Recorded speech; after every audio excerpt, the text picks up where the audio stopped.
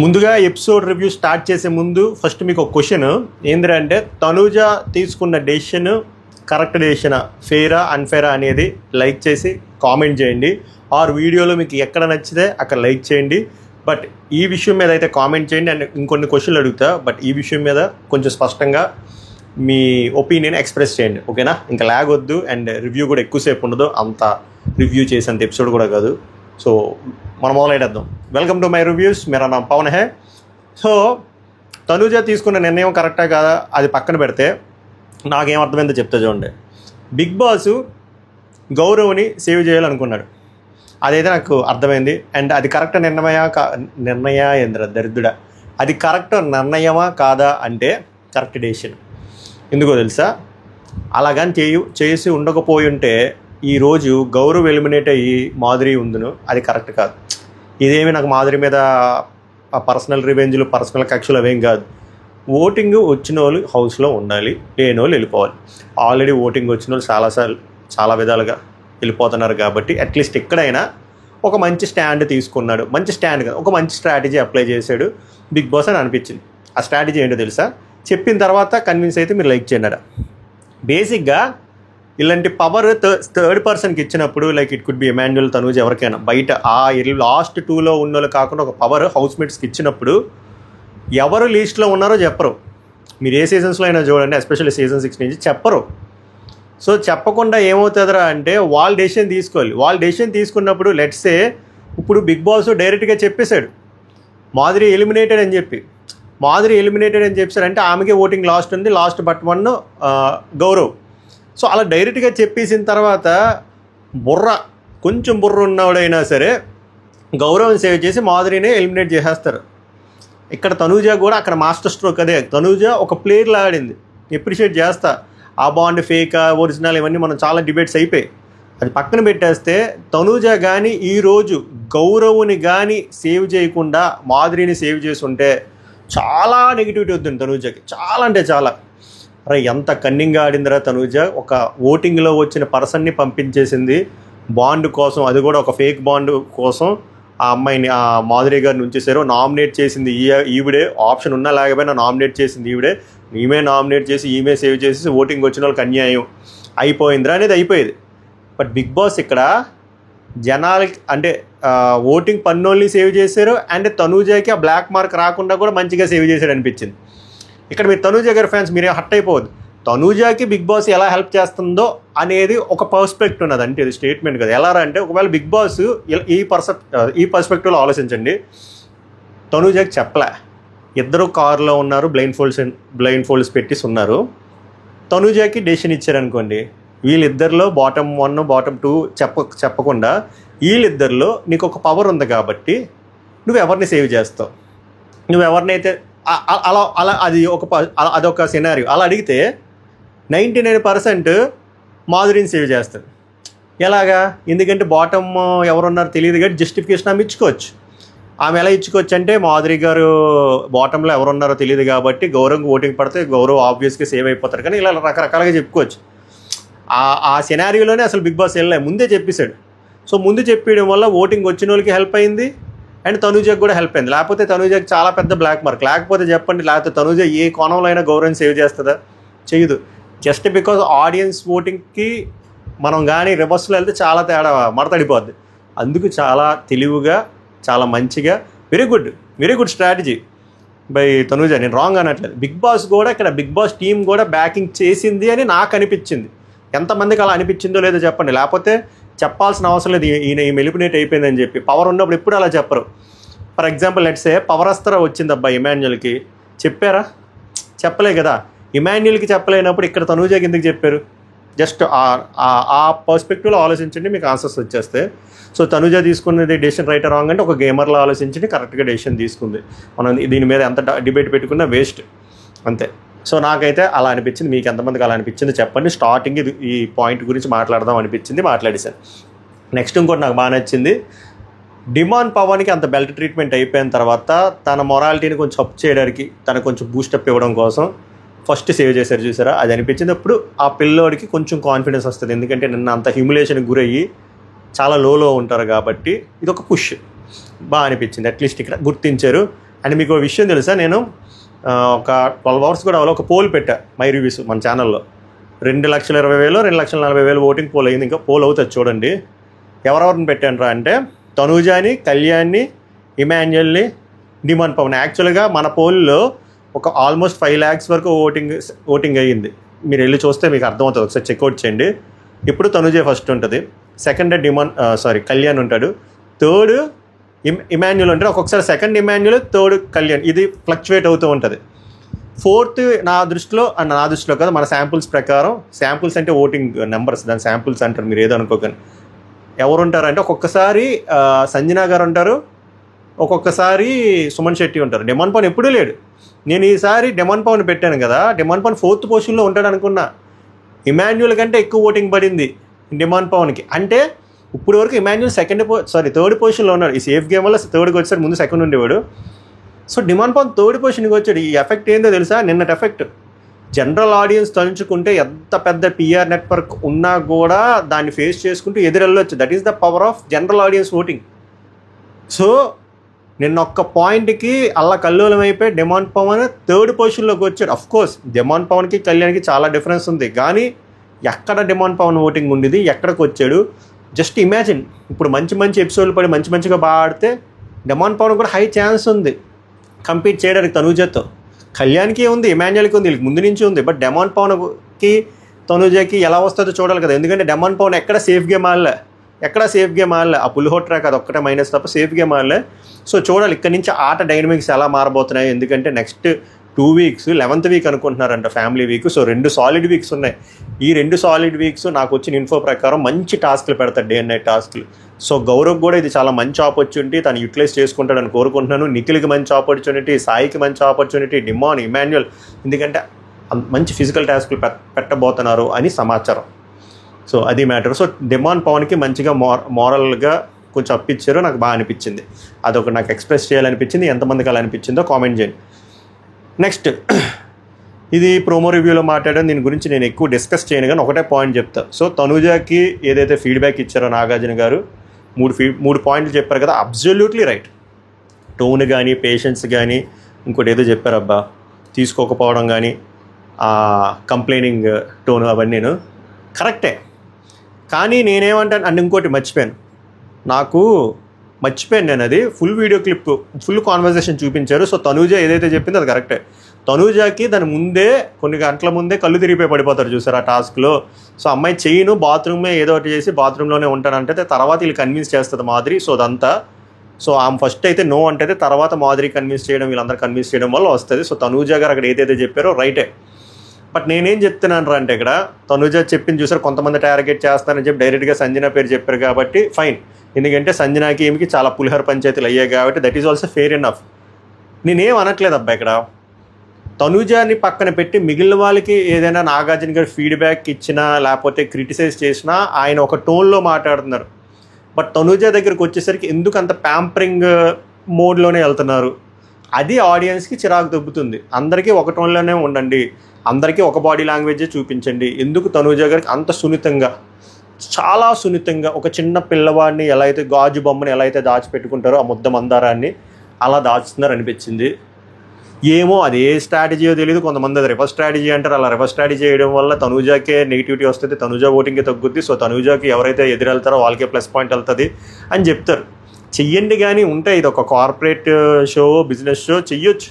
మరీ ఎక్కువ చేస్తే చూసే న్యూట్రల్ పర్స్పెక్టివ్లో చూసే ఆడియన్స్కి కొంచెం ఏందిరా ఏదైనా అలాగే లేపుకెళ్తారో అనే ఫీలింగ్లో వస్తుంది. అండ్ ఇంకోటి చెప్తున్నా, ఇది తనూజాకి నెగిటివే, తనూజా ఫ్యాన్స్కి కూడా బొక్కే. సో అందుకే నేనేమంటానంటే ఈ రివర్స్ స్ట్రాటజీలు ఏమో పెట్టకుండా స్ట్రైట్కి వెళ్ళిపోవచ్చు కదా. ఎవడు బాడాడు అని పొగడండి, బాగా ఆడకపోతే స్టార్ మా బిడ్డ అయినా, అన్నపూర్ణ బిడ్డ అయినా, కామనర్ బిడ్డ అయినా సరే తల్లి బిడ్డ న్యాయంలాగా సేమ్ తీర్పు ఇవ్వండి. అప్పుడు ఎవరికి ఈ మిక్స్డ్ ఎమోషన్స్ రావు కదా, rather than going with reverse engineering, reverse strategy concept. అది నా అభిప్రాయం. నేను ఎవరిని ఇక్కడ తనూజాని రాంగ్ అనట్లే. ఇక్కడ వీళ్ళు ఏదైతే వెళ్తున్నారో బిగ్ బాస్ టీం అది కరెక్ట్ కాదు, ఎందుకంటే అలిసిపోయారు జనాలు, అది నేను చెప్తుంది.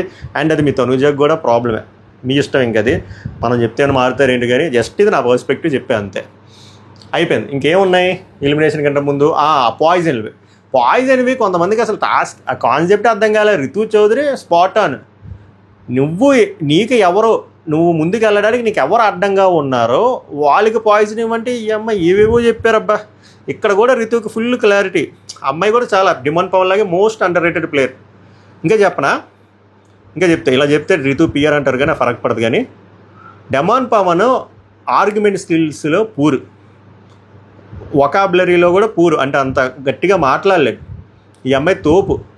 డిఫెన్సివ్ స్కిల్స్ అంటారు తెలుసా, ఆర్గ్యుమెంట్ స్కిల్స్ అంటే రెండూ ఉంటాయి. డిఫెన్సివ్ స్కిల్స్ అంటే మనల్ని డిఫెండ్ చేసుకునే విధానం ఉంటుంది చూసారా, ఈ అమ్మాయి తోపు. ఈ నాకు డిఫెన్సివ్ స్కిల్స్లో బాగా నచ్చేది ఆమె ఓవరాల్ ప్లేయర్గా నాకు నచ్చలే, బట్ ఆమెకున్న ఏకైక ఫోర్ట్ ఆర్ స్ట్రెంత్ అదే అనుకుంటే ఇప్పుడు కూడా బిందు మాధవి. నాకు ఈ అమ్మాయి అలాగే అనిపిస్తుంది, మంచిగా ఉంటుంది. ఇది ఎందుకు చెప్తున్నానంటే టాస్క్ అర్థమవుతుంది, బాగా అర్థం చేసుకుంటుంది, బాగా రీడ్ చేస్తుంది, అలాగే ప్రొసీడింగ్స్ కూడా అలానే ఉంటాయి. ఈ టాస్క్ ఈ అమ్మాయికి బాగా అర్థమైంది, బాగా చెప్పింది. ఆడ మాధురికి అర్థం కాలే, బట్ టీం చెప్తుంది. అందుకే నాకు అది నమ్మా ఏమన్నా అర్థం చేసుకున్నామమ్మా అని. మన ముద్దు బిడ్డ ఇంకో కోటా ఉన్నారుగా, కోటాలో వచ్చిన ఆయన, రికమెండేషన్ కోటాలో వచ్చిన ఆయన సుమన్ శెట్టికి ఇప్పటికీ అర్థం కాలే. ఏవో చెప్తారు, మనం మొదలు లాగించుకు వెళ్ళిపోతాం, వెనక రీల్ చేస్తాం, అందులో సింపతి మ్యూజిక్లు అబ్బో మిలియన్స్లో వ్యూస్, థౌజండ్స్లో షేర్స్. సరే, ఆ పాయిజన్ టాస్క్లో వచ్చేసరికి కొంచెం మాట్లాడి తర్వాత ఎలిమినేషన్లోకి వెళ్ళిపోదాం, ఎక్కువసేపు ఉండదు.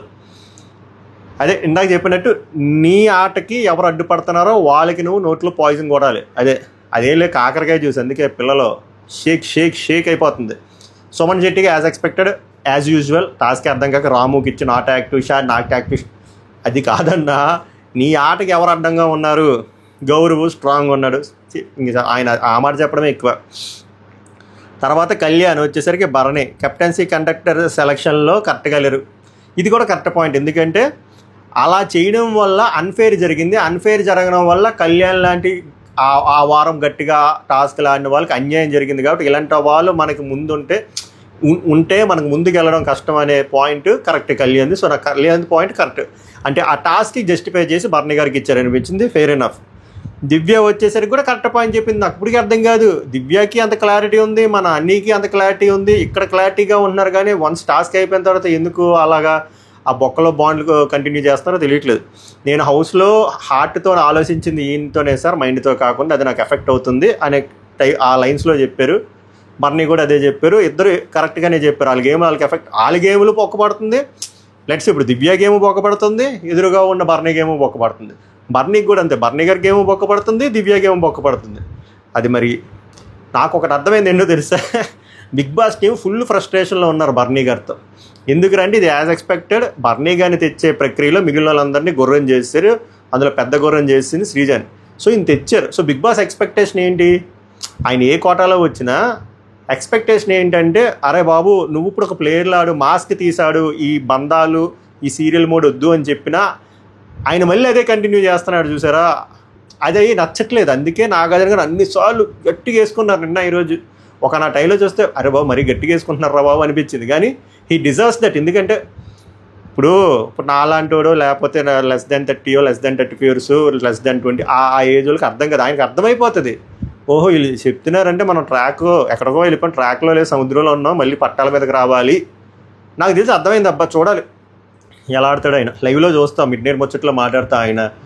ఆ లైవ్ అయిపోయిన తర్వాత తనూజతో ఆయన బిహేవియర్ ఎలా ఉంది, దివ్యతో ఎలా బిహేవియర్ ఉందో మనకు క్లారిటీ వస్తుంది. సో దట్ మనం will discuss in mid night review. ఏదో టైంకి వస్తుంది, 4-5 బట్ వస్తుంది. ఈరోజు నుంచి గట్టిగా వస్తుంది, ఎందుకంటే బాగుంటుంది ఈ వారం. సమాచార హే. సో అది సాయి వచ్చేసరికి సంజన ఓవర్లాపింగ్ ఎక్కువైంది, దానివల్ల ఆయనకి ఏది అవుతుంది అన్నట్టు చెప్పాడు. కానీ ఇది అంత కరెక్ట్ పాయింట్ అనిపించలే. గౌరవ్ రాము బ్యాక్ స్టాబింగ్ అది ఆబ్వియస్గా ఎఫెక్ట్ అయింది కాబట్టి గౌరవ్ అదే నామినేషన్లో మనోడు పాయింట్ చెప్పడం. రాము వచ్చేసరికి straight on demon strong player, demon గట్టిగా వేసారు. డెమాన్ పవన్ గుర్తిస్తున్న హౌస్ మేట్ స్ట్రాంగ్ ప్లేయర్ అని. ఓకే. మాధురి వచ్చేసరికి బర్నీ స్ట్రాంగ్ ప్లేయర్ అది గట్టిగా ఇచ్చింది. రాంగ్ ప్లేయర్ సార్ బయట నుంచి వచ్చి మొత్తం ఆయనకి తెలుసు ఎక్కడ మాస్క్ ఓపెన్ చేయాలి, ఎక్కడ వద్దనుకున్నారు. Very very very very selfish player, fake player అని కడిగియం అక్కగాని ఉంటుంటే భలే ఉంది నువ్వు. So Emmanuel demon strong player, Nikhil demon ఫిజికల్గా మెంటల్గా స్ట్రాంగ్ ప్లేయర్. అబ్బో డెమాన్ యునానిమస్ అయిపోయింది. రీతు వచ్చేసరికి మాధురి మెంటల్ స్ట్రెస్ చాలా ఎక్కువ ఇస్తున్నారు సామి. దీనివల్ల అంటే ఈ మెంటల్ స్ట్రెస్ వల్ల నా గేమ్ ఎఫెక్ట్ అవుతుందని చెప్పి చాలా మంచిగా చెప్పింది. సో ఇప్పుడు అంతే కదా, ఆమె గేమ్ ఎఫెక్ట్ అవుతుంది. డెమాన్ కూడా సేమ్ అదే reason, very good. Next Tanuja వచ్చేసరికి ఇమాన్యుల్ సార్ లాస్ట్ నామినేషన్ ఏ రీజను, తను ఎప్పుడు కెప్టెన్ కంటెంట్లో ఉంటే నేను చాలా విష్ చేస్తా అవ్వాలని, బట్ అని అలా ఉండదు సార్. బట్ నేను అతని దగ్గర నుంచి అలా ఉండదు, అది నాకు ఎఫెక్ట్ అవుతుంది. ఇంకొంచెం మంచి పాయింట్ చెప్పొచ్చు. Okay, end of the day అది ఆమె గేమ్ ఎఫెక్ట్ అవుతుందని చెప్పారు కాబట్టి ఇమాన్యుల్ పేరు.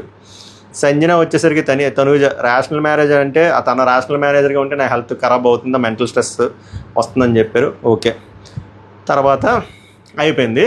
ఇక్కడ రాము పాయింట్ హైలైట్ చేయడం మర్చిపోయాను. రాము కన్నింగ్గా ఆడాడు, సెల్ఫిష్గా ఆడాడు అని చెప్పి చాలామంది అన్నారు, నేను కూడా అలాగే అన్నాను. బట్ ఈరోజు చూస్తే అలా అనిపించలే. ఎందుకంటే అంత యాక్టింగ్ స్కిల్స్ రాములో లేవు. ఇప్పుడు తనూజ కానీ లేకపోతే రితు కానీ ఇలాగ మంచి ఎవరైనా సీరియల్ బర్నీ కానీ ఇలాగ సీనియర్ మోస్ట్ ఆర్టిస్టులు ఇంత పర్ఫార్మెన్స్ చేశారంటే ఏదో ఉంటుంది, కొంచెం వాళ్ళకి కొంచెం జీన్స్లోనే ఉంటుంది, వాళ్ళు యాక్టింగ్ చేయగలరు. రాముకి అంత రాదు, అంత సీన్ లేదు రాముకి. రాము నిజంగానే హార్ట్ఫుల్గానే అడిగాడు సేవ్ చేయమని. అంటే రాము హార్ట్ఫుల్గానే గౌరవ్ని నామినేట్ చేశాడు. నీకు మ్యాటర్ ఉంది, జస్ట్ నామినేషన్స్లోకి వెళ్ళిరా నీకు అంటే రాము ఏదైతే పాయింట్లు చెప్పాడో గౌరవ్కి అది మనం ఫేక్ అనుకున్నాం. కానీ ఈరోజు రాము సైడ్ చూస్తే నాకు అలా అనిపించలే. అరే నిజంగానే కోరుకుంటున్నాడు, సేవ్ చేయమన్నాడు.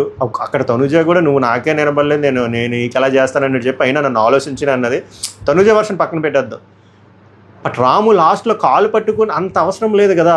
అంటే అంత అవసరం లేదురా అంటే తను హార్ట్ఫుల్గానే కోరుకున్నాడు గౌరవ్ ఉంటాడు. బట్ తన పాయింట్ ఏదైతే చెప్పాడో నామినేషన్స్లోకి వెళ్తే ఓట్ బ్యాంక్ పెరుగుద్ది అని, అదే పాయింట్ మీద చేసినట్టు నాకు అనిపించింది ఈరోజు. మీకు ఎంతమందికి అలా అనిపించిందో చెప్పండి. లేదు కన్నింగ్ కానీ ఇది కూడా కంటెంట్ కోసమే చేశాడు అనిపిస్తుందా, లేదా హార్ట్ఫుల్గానే చేశాడు అనిపించిందా అనేది చెప్పండి. నాకైతే హార్ట్ఫుల్గానే చేశాడు అనిపించింది. అబ్బా రాము అంత యాక్టర్ కదా, అంత యాక్టింగ్ చేయలేడు. కాలు పట్టుకుని అంత ఎందుకు చేస్తాడు పాపం. నిజంగానే గౌరవ్ వెళ్ళిపోతే తీసుకోలేకపోయేవాడేమో, నాకు అలా అనిపించింది. నాకు నిజంగానే హార్ట్ఫుల్గా అలా అనిపించింది. ఎంతమందికి అలా అనిపించిందో చెప్పండి. తర్వాత మాధురి గారు ఎలిమినేట్ అయిపోయారు. మాధురి గారు ఏవి చూపించారు, బాగుంది, రా అండ్ రస్టిక్గా భలే ఉంది.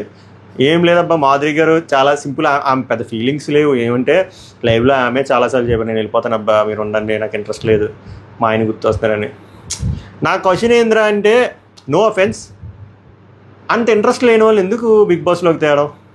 బిగ్ బాస్ అంటే కసి పిచ్చి అన్నోళ్ళు చాలామంది ఉన్నారు సెలబ్రిటీస్లోనే, మీ సెలబ్రిటీస్లోనే, వాళ్ళు తేవచ్చు కదా. సో ఇంట్రెస్ట్ లేని వాళ్ళకి, ఇంటెంట్ లేని వాళ్ళకి ఎందుకు తెచ్చి వ్యాపారం అని అనిపించింది. End of the it's a corporate show, వాళ్ళకి 1,00,000 థింగ్స్ ఉంటాయి, తెచ్చారు. ఆమె చాలా హ్యాపీగానే ఉన్నారు. 3 రోజులు ఇచ్చారబ్బా. తనూజ, కళ్యాణ్, డెమాను ముగ్గురు మంచోళ్ళు సార్, జెన్యూన్గా ఉన్నారు. తనూజ బయట నుంచి వస్తే సీరియల్ యాక్టింగ్ అనిపించింది, బట్ ఇక్కడైతే నాకు కనెక్ట్ అయింది అనిపించింది. ఆ విషయం నిజమో కాదో నాకు తెలియదు, కానీ ఈమె చాలాసార్లు ఫ్లిప్ చేశారు. లైవ్ చూసిన వాళ్ళకి అర్థమవుతుంది. కాసేపు తనూజని పొగుడుతుంది, కాసేపు తిడుతుంది, అవసరం ఉన్నప్పుడు ఉంటుంది, లేకపోతే వదిలేస్తుంది. బర్నీ విషయంలో చాలాసార్లు అనేది. But end of the day stage మీదకి వచ్చేసరికి తనూజ రీలని ఆమె చెప్తున్నారు. సో నేను జనాలకే వదిలేస్తున్నాను. సో ఆమె అయితే రోజులు ముగ్గురికి ఇచ్చింది, కళ్యాణ్, డెమాన్కి. ఎవరికైతే నింద వేసిందో ఆ అబ్బాయికి రోజని ఇచ్చింది. డెమాన్ పవన్ అంటే ముందు నుంచి ఇష్టం లేనిది కనబడుతుంది. మంచోడెవరా కంటెంట్ ఒకటి చూసుకొని ఫెయిర్ ఎనఫ్. భరణితో అయితే చాలా గట్టిగా ఉంది, ఉండుంటే సూపర్గా ఉందును. ఫేక్ అని చెప్పి మా ముళ్ళు ఇసిరేసింది. దివ్య మీద కూడా పడట్లేదు. And Divya also deserves that ముళ్ళు. అంతకుమించి ఏం లేదు, సప్పగా అయిపోయింది. సో ఓవరాల్గా ఎపిసోడ్ రివ్యూ అంతకుమించి ల్యాక్ చేస్తే మీకు డేటా బొక్క, మీకు time waste. Mid night review అయితే ఎక్కువసేపు ఉంటుంది అనుకుంటున్నా, కంటెంట్ ఎక్కువ వస్తుంది అనుకుంటున్నా. సో చూద్దాం. సో ఓవరాల్గా మీ ఒపీనియన్స్ ఏంటో హార్ట్ఫుల్గా కామెంట్ చేయండి. ఎవరో తిడతారు ఏమని చెప్పి మీరు ఏం ఫీల్ అవుతుంది, ఎవరు తిట్టినా వాళ్ళు బ్లాక్ చేస్తా. హ్యాపీగా మీ ఒపీనియన్ కామెంట్ చేయండి. సబ్స్క్రైబ్ చేయకపోతే it's worth to subscribe my reviews. Next వీడియోలో కలుద్దాం. అంతవరకు వీడియోని ఆస్వాదించండి. సభకు నమస్కారం, ధన్యవాదాలు.